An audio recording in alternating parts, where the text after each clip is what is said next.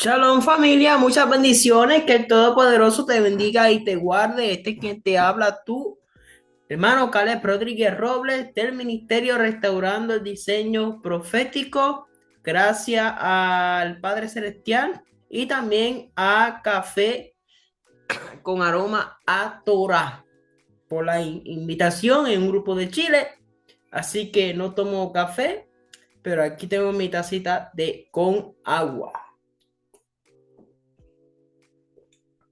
En el día de hoy vamos a estar hablando sobre la primera jalilla que se encuentra en Deuteronomio 11:26 a Deuteronomio 12:10. Y dice la palabra: He aquí, hoy pongo delante de vosotros una bendición y una maldición. La bendición, si escucháis los mandamientos de Adonai vuestro Elohim, que os ordeno hoy. Y la maldición, si no escucháis los mandamientos de Adonai vuestro Elohim, sino que os apartáis del camino que os ordeno hoy, para seguir a otros dioses que no habéis conocido. O sea que prácticamente, ¿verdad? Aquí se confirma lo que es el libre albedrío. Y esto es muy interesante y me llama mucho la atención porque el Padre te da dos opciones: o eliges la bendición o eliges la desobediencia, que se considera como una maldición. Entonces vemos que la bendición se traduce como verajá o maldición que la. En esta palabra española, que es la palabra bendición, viene del latín benedictio, que se compone de tres palabras: bene, bueno, bien; dicere, decir, apuntar o indicar; y el sufijo sion, y este último que da acción o efecto a las dos anteriores. O sea que una bendición es decir bien, en resumen, decir o señalar algo bueno que le suceda a otra persona. Y mientras que esta palabra maldición es maledictio. Male es mal, dicere, decir, apuntar o indicar; y el sufijo sion, en otras palabras, maldecir es decir que otra persona le vaya mal. Ahora, el significado en hebreo, por eso tenemos que considerar el significado hebreo. Y podemos ver aquí que la palabra ver acá quiere decir prosperidad, liberalidad, acopio de patrimonio, y que la vilificación, es decir, hacer a alguien vil o conducirle a una pérdida de la condición de apartado de sagrado. Entonces, aquí podemos ver, ¿verdad? Sobre los montes Gerizim y Ebal, donde Josué dio cumplimiento al mandamiento de pronunciar tanto las bendiciones como las maldiciones desde los montes Gerizim y el monte Ebal, respectivamente. Cuando vamos a Josué 8:30-35, ¿verdad? Usted se puede leer ese pasaje y vemos que Moisés daría las instrucciones de qué tribus estarían en un lado y al otro, en Deuteronomio 27:11-13. Entonces, en ese tiempo vemos que algo sumamente interesante es que en el monte Ebal era totalmente árido y el monte Gerizim era fértil. O sea, distan aproximadamente 1.5 kilómetros uno del otro, y en medio está la ciudad de Nablus, que antiguamente era llamada Siquem, como aparece en nuestra Biblia. Pero sigamos leyendo. Deuteronomio 12:1-4 dice: estos son los estatutos y los decretos que cuidaréis de cumplir en la tierra que Adonai, Elohim de tus padres, te ha dado para que la poseas todos los días que viváis sobre la tierra, Destruiréis completamente todos los lugares donde las naciones que vais a desposeer sirven a sus dioses. Sobre los montes altos, encima de las colinas y debajo de todo árbol frondoso, derribaréis sus altares y quebraréis sus estatuas, quemaréis al fuego sus imágenes de Ásera y destruiréis las imágenes de sus dioses, así es, extirparéis su nombre de aquel lugar, no procederéis así con Adonai vuestro Elohim. Aquí podemos ver, ¿verdad?, que el mandamiento implica destruir todo ídolo, santuario pagano de adoración, quemándolos, desmantelándolos, rompiéndolos, cortándolos en pedazos. Obviamente este mandamiento no está vigente porque no hay templo, no hay, ¿verdad? Pero ¿cómo podemos aplicar esto a nuestro diario vivir? Que debemos de sacar de raíz toda idolatría que pueda haber en nuestras vidas. Sacar nuestro ídolo que está sacando al Padre Celestial de, ¿verdad? En primer lugar.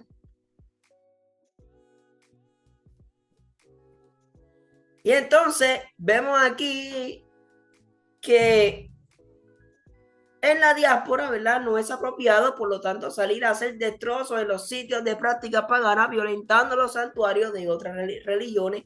Y nuestra lucha no es contra tales edificios o representaciones. Ahora, obviamente, ¿verdad? Este mandamiento, si usted lo hace ahora, te van a llevar preso. O sea, tenemos que ser sabios también. Por eso es que ese mandamiento como tal no está vigente. Entonces, podemos ver que en el libro de Efesios, capítulo 6:12, dice, porque no tenemos lucha contra sangre y carne, sino contra los principados, contra las potestades, contra los gobernadores del mundo, de las tinieblas, contra las huestes espirituales de maldad en las regiones celestes. Aquí vemos que el apóstol Pablo en Éfeso nunca trató de destruir el templo de Diana, simplemente predicó la verdad y eso produjo tal reacción en la gente que le generó un serio conflicto. Y esto lo podemos ver en Hechos 19, 23 al 40. Entonces,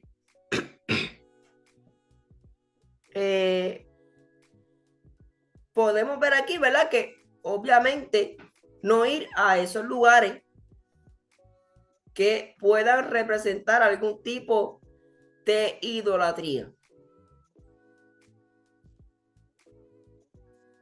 Entonces, dice, no procederéis así con Adonai vuestro Elohim de esta manera. Entonces, muchas traducciones dice, no habéis de servir así a Adonai, pero el contexto de los versos anteriores no nos está hablando de la manera en que los pueblos paganos de Canaán servían a sus dioses. Lo que dice es que hay que borrar las huellas tanto de los ídolos como de esos lugares de culto paganos. Entonces, el verso 4 se debe de entender más como la instrucción que se nos da para no hacer de manera similar con las cosas que pertenecen a Adonai, ¿verdad? Donde una de las cuales es su nombre, y vemos otras traducciones que nos dan idea de lo anterior. No procedería así con Adonai vuestro Elohim. ¿Ok? Entonces, en los versos 5 al 10, especialmente del 5 al 7, vamos a seguir leyendo. Dice, sino que el lugar que Adonai vuestro Elohim escoja entre todas vuestras tribus, para poner allí su nombre para su morada, ese buscaréis y allá iréis. Allá llevaréis vuestros holocaustos, vuestros sacrificios, vuestros diezmos, la ofrenda de vuestra mano, vuestros votos y vuestra ofrenda voluntaria, así como los primerizos de vuestra vacada y de vuestro rebaño. Allí comeréis delante de Adonai vuestro Elohim, y os regocijaréis vosotros y vuestra familia por todo lo que adquiera vuestra mano, aquello con que Adonai tu Elohim te haya bendecido.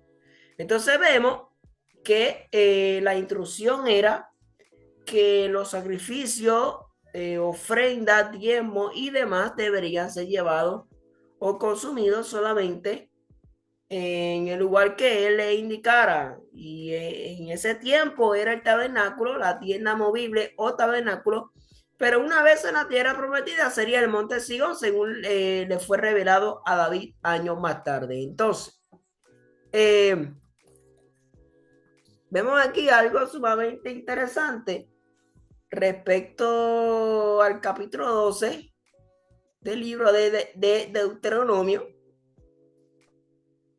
a los versos 8 al 10, ¿ok?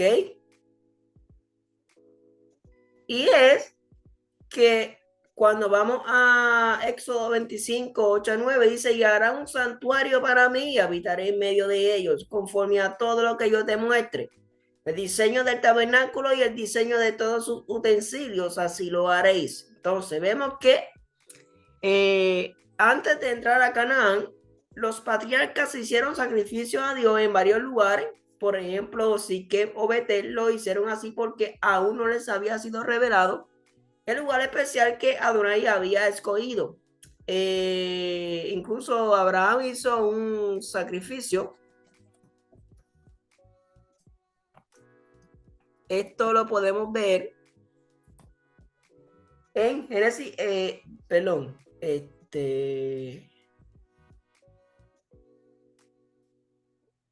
denme un segundo por aquí.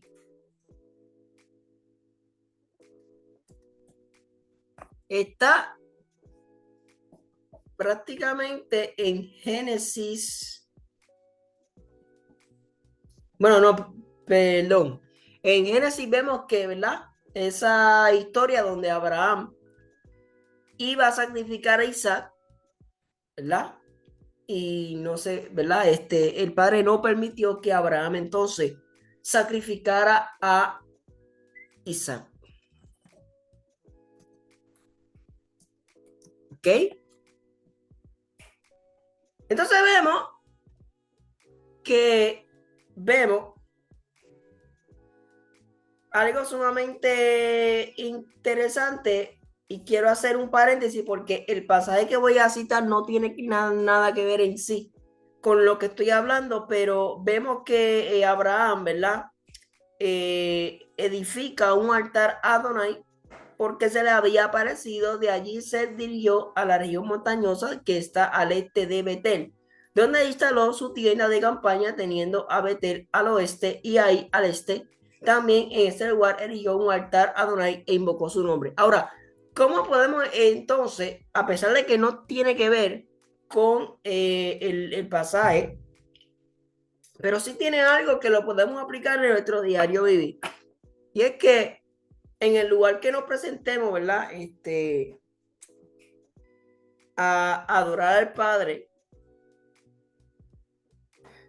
es momento de levantar tu propio altar, ¿verdad?